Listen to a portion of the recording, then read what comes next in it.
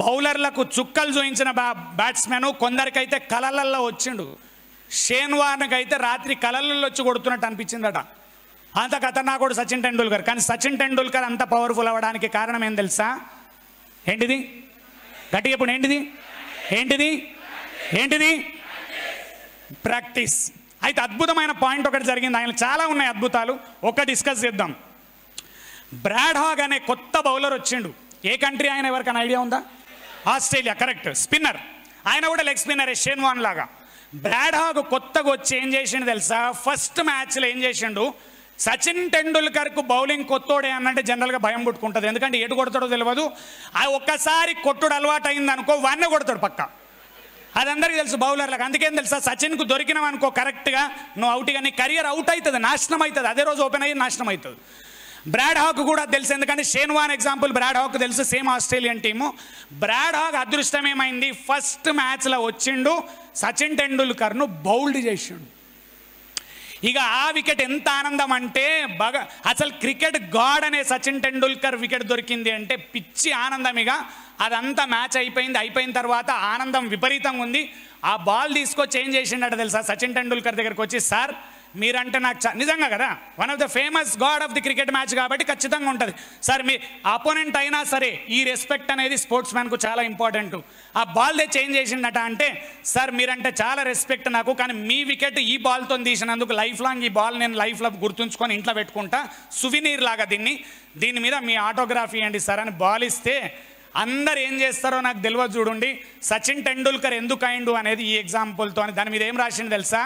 Sign పెట్టిండు, కానీ ఒక స్టేట్మెంట్ రాసిండు. ఏం రాసిండు? This will not repeat in your life.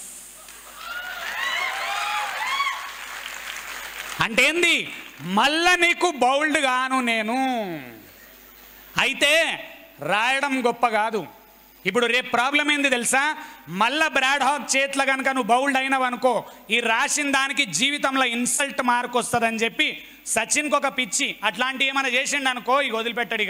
ఇక లెగ్ స్పిన్నరు ఆయన మొత్తం ప్రాక్టీస్ చేసి లైఫ్లో ఆ తర్వాత సచిన్ టెండూల్కర్ బ్రాడ్ హాగ్ 45 సార్లు బౌలింగ్ వేస్తే ఒక్కసారి అవుట్ కాలే. మళ్ళీ ఇక సింగిల్ టైం అవుట్ కాలే. అక్కడ ఏం డిఫరెన్స్ లేదు. స్టేట్మెంట్ రాయడం గొప్ప కాదు, ఆ రాసిన తర్వాత వచ్చే బాధ్యత తీసుకొని ప్రాక్టీస్ పిచ్చోడిలాగా చేసి వికెట్ దొరకకుండా చేయడం ఉంది. రాయడం సింపుల్, 1 minute. సెకండ్ పాయింట్ ఏం తెలుసా? ఇదే ప్రాక్టీస్లో ఇంకొక అద్భుతమైన పర్సన్ లైఫ్లో మనం ఆయన నుంచి చాలా నేర్చుకోవాలి. ఎవరు తెలుసా? ధ్యాన్ చంద్. ఎవరు? ఏ స్పోర్ట్స్ మ్యాను? హాకీలో ఎంత పవర్ఫుల్ తెలుసా? ధ్యాన్ చంద్ అనే పర్సను ఇండియా ఒలింపిక్స్లో విన్ అయిన గోల్డ్ మెడల్స్ 10. ఇండియా మొత్తం చరిత్రలో మనకు సిగ్గుచేటు ఓపెన్గా చెప్తున్నా, ఈ మధ్య బాగానే డెవలప్ అవుతున్నాం. లాస్ట్ ఒలింపిక్స్లో అరౌండ్ 7 to 8 మెడల్స్ వచ్చినాయి, కానీ వచ్చిన గోల్డ్ ఒకటే గోల్డ్ వచ్చింది లాస్ట్ ఒలింపిక్స్లల్లో. అదే మైకేల్ ఫెల్ప్స్ అనే పర్సన్ ఒకే ఒలింపిక్స్లల్లో ఒక్కడే 6 గోల్డ్ కొట్టిండు. ఎంత సిగ్గుచేటు మనకు! 140 కోట్లు. మనం there are lot of issues ఉన్నాయి, మనం రెక్టిఫై చేసుకుందాం.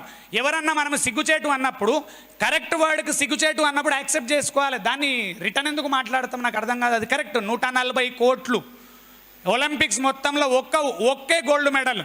అట్లాంటిది సింగిల్ పర్సన్ 6 golds. ఎట్లా కొడుతున్నారు వాళ్ళు? పిచ్చి ప్యాషన్ అంతే వాళ్ళకు. అయితే మీకు ఎందుకు ఈ పాయింట్ చెప్తున్నా తెలుసా? 10 golds కొడితే చిన్న స్లో నాకు ఇక్కడికి వస్తుంది.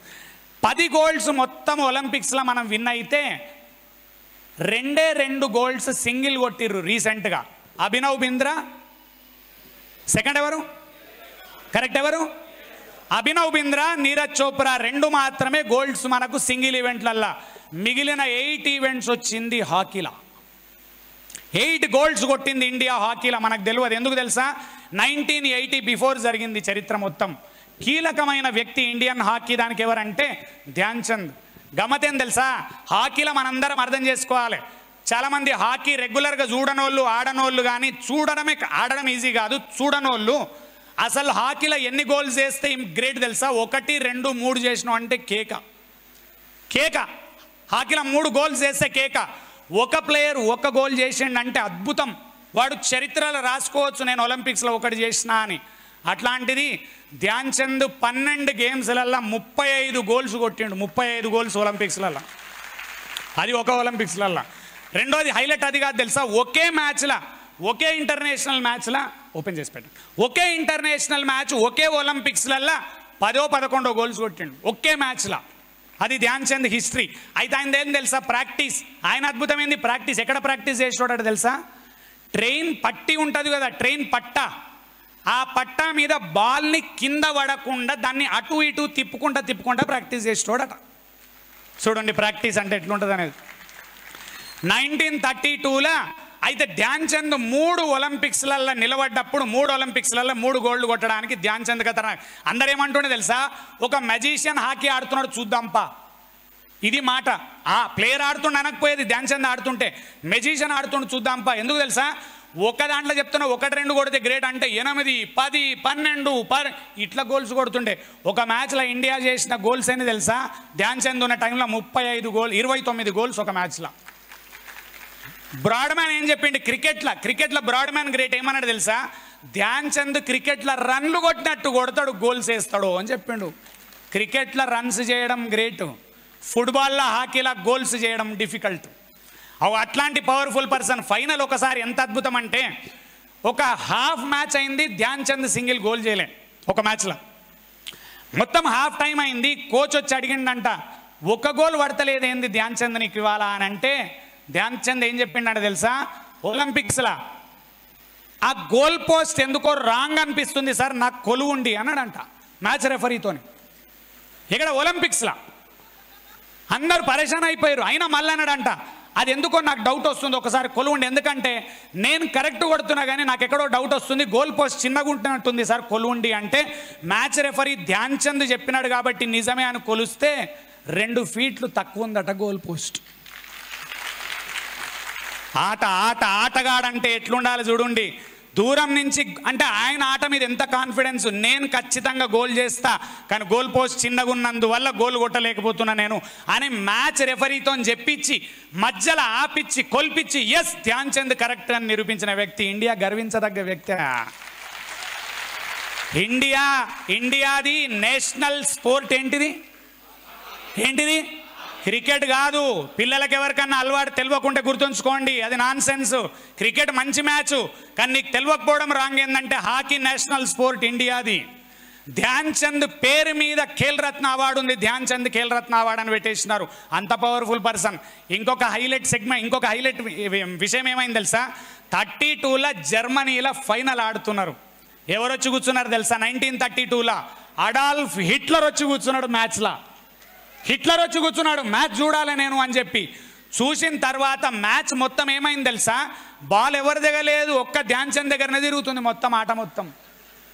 ఆయన ఇట్లా పట్టుకుంటే, బ్యాట్కు బాల్ పట్టుకుంటే తెలుసా, జనాలు ఏమో ఊహించారు తెలుసా, లాస్ట్లో ఇట్లా ఆడి ఎవరికి బాల్ దొరుకుతలేదు ఎప్పుడు కూడా. ఎందుకని కొందరు ఏమనుకున్నారు తెలుసా, బ్యాట్లో మ్యాగ్నెట్ ఉందేమో అని చెప్పి ఇరగ్గొట్టి చూసారు, మ్యాగ్నెట్ లేదు అని ప్రూవ్ అయింది. అంత పవర్ఫుల్ ఆటగాడు. కారణం ఏంటిది?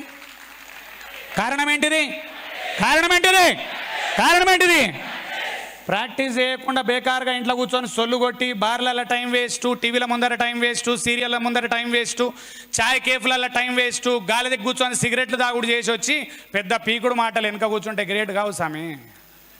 ప్రాక్టీస్ చేయాలా. నువ్వు ప్రాక్టీస్ చేయి, ఎట్లా ఓడిపోతావు నేను చూపిస్తాను నీకు. భగవంతుడు నీకు సాధిస్తాడు ప్రాక్టీస్ చేస్తే. ప్రాక్టీస్ చేయకుండా ఏం సాధిస్తాడు నీకు? ఆయనకు మాత్రం ఏం మజా వస్తుంది.